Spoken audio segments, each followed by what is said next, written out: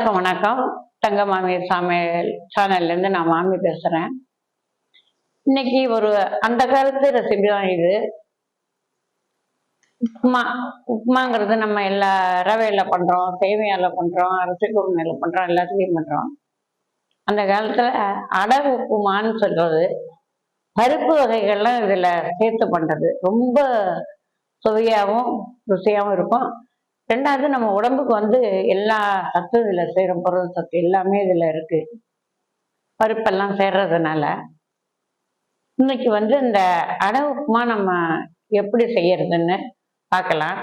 இப்ப அதுக்கு தேவையான பொருள் என்னன்னு பார்ப்போம். பச்சரிசி 200, உளுங்கரிசி 200, ரெண்டும் சமமா எடுத்திருக்கு.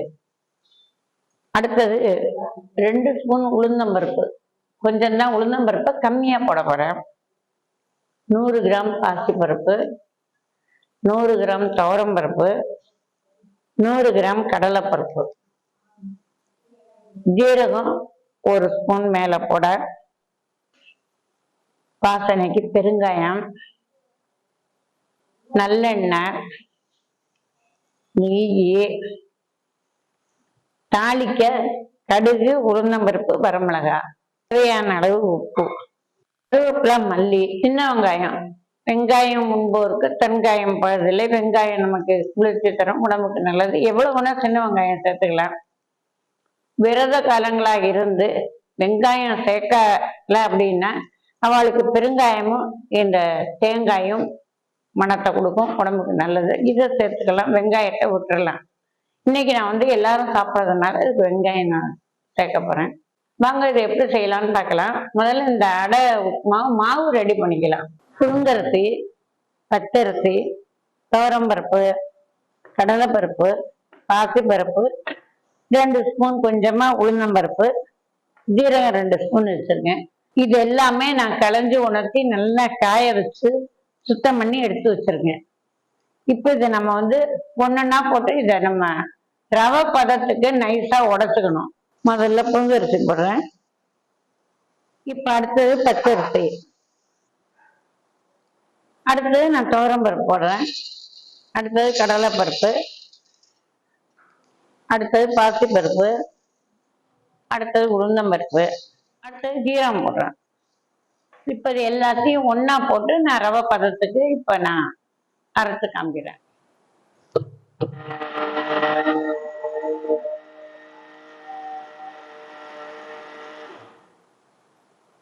இந்த எல்லா பருப்பு அரிசி எல்லாத்தையும் நான் ஒன்னா போட்டு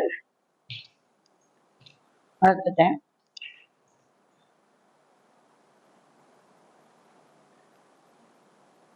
நம்ம ரொம்ப நைஸா அரைக்காம கொஞ்சம் ரவை மாதிரி, ரவை என்ன பதத்துல இருக்குமோ அந்த பதத்துல அரைச்சிருக்கேன்.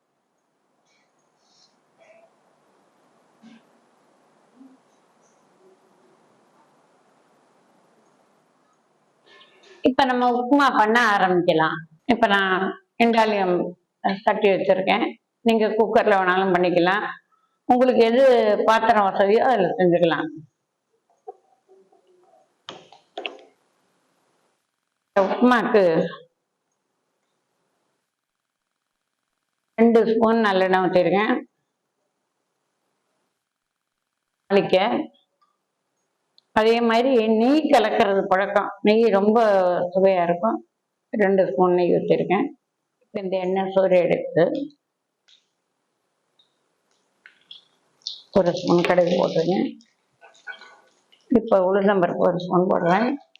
நான் 4 வரமிளகாய் தான் எடுத்திருக்கேன், காரம் ரொம்ப வேண்டாம்.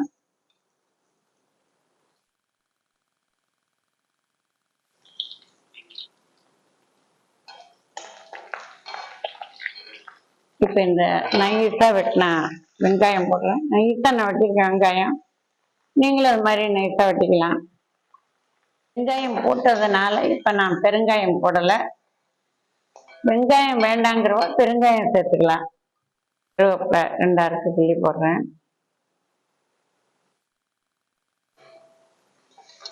இதுல வெங்காயம் நல்லா வதங்கணும்.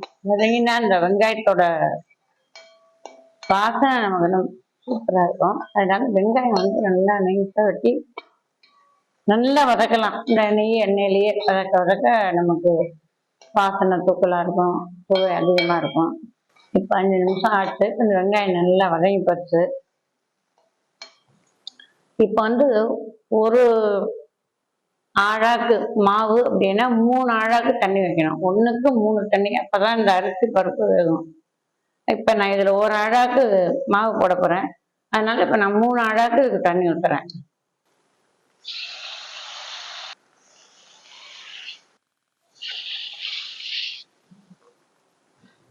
ஒண்ணுக்கு 3 தண்ணி வச்சா தாராளமா நல்லா வேகும். இதுக்கு உப்பு வந்து இப்ப நான் நிதானமா இந்த குட்டி ஸ்பூன்ல 2 போடுறேன். பத்தலைன்னா நீங்க அப்புறம் போட்டுக்கலாம். இப்ப இந்த தண்ணி கொதிக்கட்டும். இப்ப இந்த வெங்காயம், மிளகாய், கருவேப்பிலை, உப்பு எல்லாம் போட்ட தண்ணி நல்லா கொதிக்கிறது. தாளிப்பு வாசனையும் கூட வருது. இப்ப இந்த 3 டம்ளர் தண்ணி வச்சிருக்கேன். இப்ப இந்த 1 டம்ளர் நான் மாவு போடுறேன்.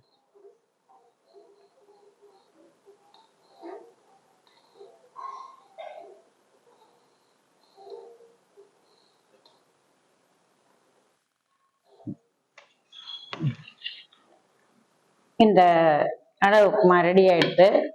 நல்லா வெந்து போச்சு. இந்த ஜீரகம் எல்லா வாசனையும் அப்படி எவ்வளவு தூக்கலா இருக்கு. இப்போ ஒரே ஒரு ஸ்பூன் நெய் இதுக்கு வாசனை ஊத்துறேன்.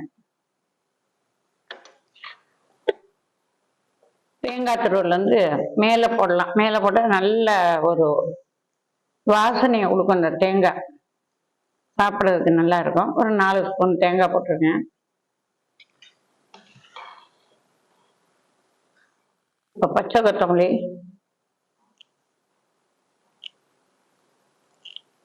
கிள்ளி போடுறேன். நீங்களும் பச்சை கொத்தமல்லி போட்டுக்கலாம். எவ்வளோ வேணா கொத்தமல்லி போடலாம். கருவேப்பிலை நம்ம முன்னாடியே தாளிச்சிட்டோம்.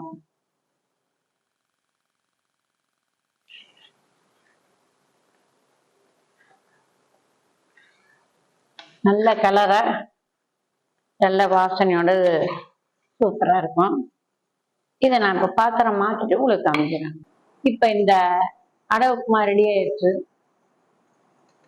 சீக்கிரம் பண்ணிடலாம். இந்த அடை உப்புமா மாவு நீங்க ரெடி பண்ணி வச்சுட்டோம்னா எப்போ வேணாலும் நம்ம இதை எடுத்து உபயோகப்படுத்திக்கலாம்.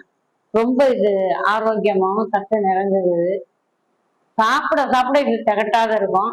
இதுக்கு தொட்டுக்க எதுவும் தேவையில்லை. கார சட்னி, சாம்பார் உங்களுக்கு எது தேவையோ அதை நீங்க செஞ்சுக்கலாம். நீங்க இந்த மாதிரி அடை உப்புமா செஞ்சு எல்லாருக்கும் கொடுங்க.